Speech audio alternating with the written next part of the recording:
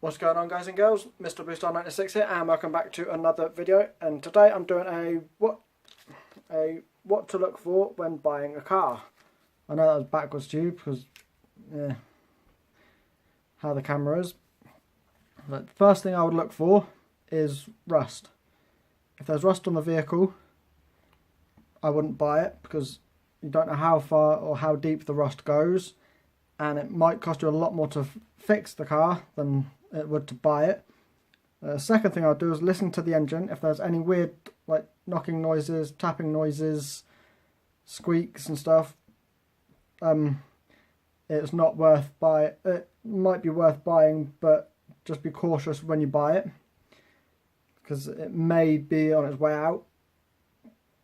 The next thing I would check is number 3. I would check that there are no warning lights on the dash. So if there's warning lights on the dash, something's wrong. If all the lights on the dash work fine, that's fine. Like when you first start up and there's lights on the dash and they all go out, that's fine. The only ones that should stay on are the handbrake one, if it has the handbrake light, or the headlights if it's dark and the lights are on. I'll do the bounce. The next thing I would do the bounce test. It should bounce 1.5. So that if it bounces more than that or not at all, the springs are either too soft or too tight, or they're about to break and the shocks aren't working. The next thing I would do is check the interior for damage. So if the seats are ripped, if the steering wheel's losing the fabric or the material around it, or if the dash has got cracks in it, if the gear stick is missing the actual top bit or the cover, and then that way, if it's just there's a couple bits missing, I would say, yeah, I'll have it, and just buy the parts when I can. And then if it's the seat, I can get that. If there's a little rip in the seat, that's fine.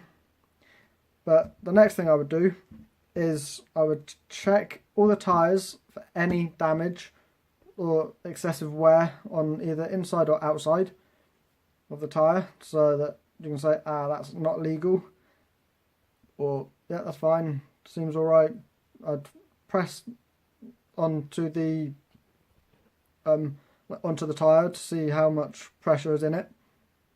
If it resists the pressure, there's a lot of air in it and it should be at the right level. The next thing I would do is I would check the exterior for any damage, or for any signs that it's been in an accident or it's been damaged in any way by someone hitting it with a bat or with a car or with any sort of anything they can. I would check that, because if there's any damage to the vehicle, it might not be worth buying. And then that way you save a bit of money, but you're being a bit picky, which in a way is a good thing, because if you want a decent car, I would check everything for damage. If there's damage anywhere, like on the outside, I wouldn't buy it. The next thing I would do is I would check for any modifications on the vehicle, so in that way I can tell my insurance company if that there's modifications on it when I buy it, and like, okay, so they kind of know that there's modifications and that the insurance won't be void or won't get cancelled in an accident.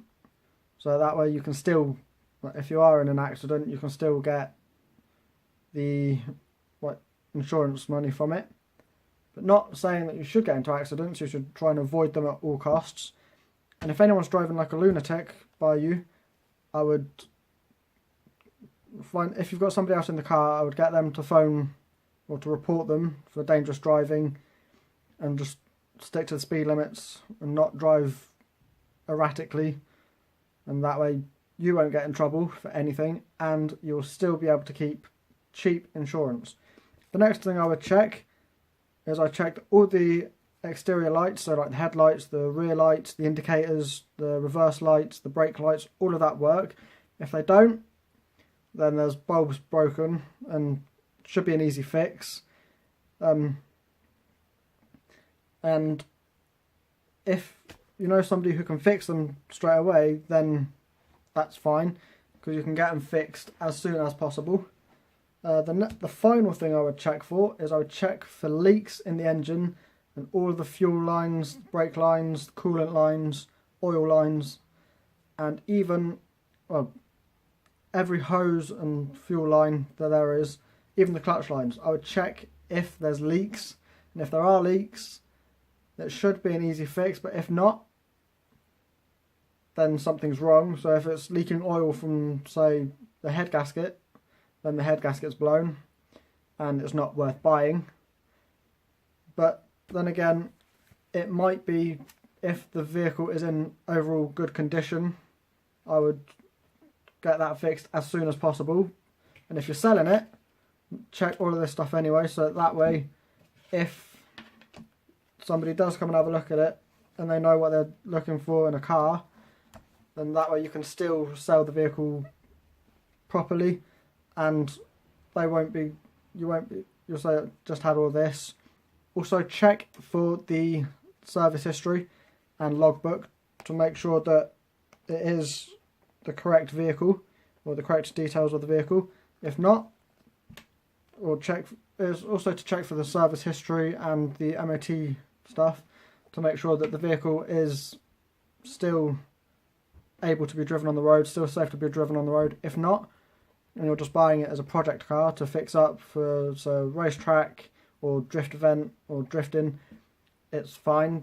Just make sure you repair it correctly and you have a way to get it home without driving it.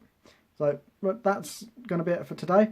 That's the what I would do when looking for, well, that's the stuff I would look for when buying a car. But everyone has different things that they check. I go for the major stuff, so like suspension, brakes, handbrake. Also, take the car for a test drive. That's the best way to see if a car is worth buying. Because if there's problems when you're driving, like squeaking, low power delivery, really bad, really vague clutch feel, like really vague, like there's no clutch feel at all, then I wouldn't buy it. But yeah, that's going to be it for this video. Thanks for watching. Don't forget to leave a like, comment, subscribe, and I'll see you guys in the next video. Peace out. Bye bye.